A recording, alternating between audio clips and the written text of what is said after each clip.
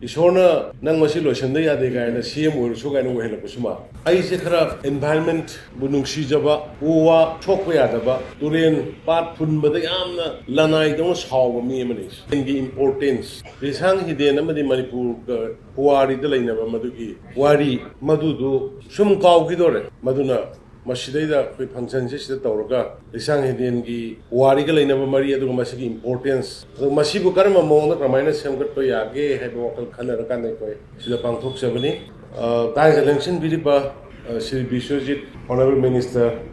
Forest and Environment gi my in charge ni masigi yamna importance oiba numit sida pending competition na singba saruk yaraga mana mathum phangba phangdaba lengbi students satru sing aduga media gi maro pangpuna mak amuka na kai kinda chari manino lupchari ai se khara environment bunung si jaba uwa sokwa yadaba turen pat phun bada yamna lanai dong saw mi manis ekta adur mayam ningsing birangani 2004 da ai mate khara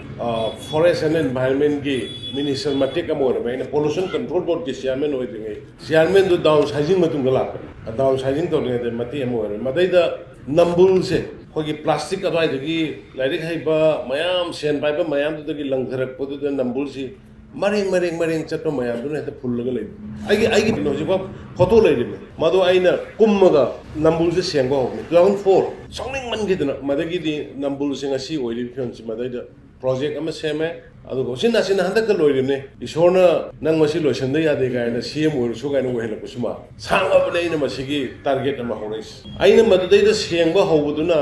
ngasidi Imphal manungi bazar manungi fattaba mayam toilet gi sakhum dagi kari dagi tholok mayam no masi nambul turen da tahandre koi pipe ta pura ka da sai koi ai marup sham na ha magi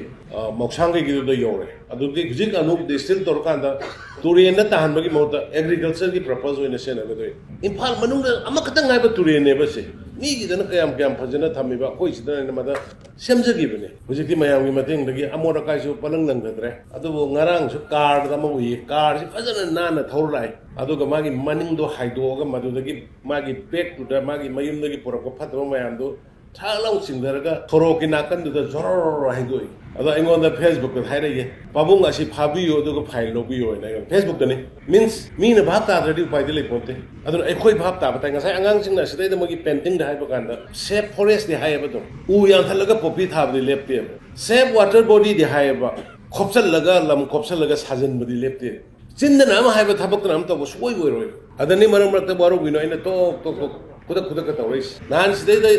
langchawal gi sigi Gambhir Singh Maharaj gi lakho kanda fajjar ba stress se moi tawnu hai bana te da tawoi ba fajjana permanent oina sajandana sigi kano dem college mamang da MBC search gi mamang da tawri ba maina akoi gi movable store tawra kanda chana ba yon gera phi yon gera adagi sanga yon gera anything moi gi tawning business so buya ada sok phajaga ba highway gi sample isa da loina permanent sajalaga phi phatta bakhar yanjan gani adagi second hand khar yan gani amma khar yan gani droga pung thi hele adane sounding me oren thi dio ne thu de sigi mamang gi hujik sample ibase asisi sigi lisang heden seven number gi ahan ba pandam ho gi bane karor tarani thoiga mamang da khoi kyangwa gi side rom da somda sample ibase Project si Lisang Hidden Eastern Side Phase 1 Matang lakhani masigi total project cost silpa crore tarani thoiga lakh marifuga ma thoini any sigi makha masi loina si somda su thungna lakhini somda hujik sidai da khoi gi lambi si pak thora ba matungda walking channa bagi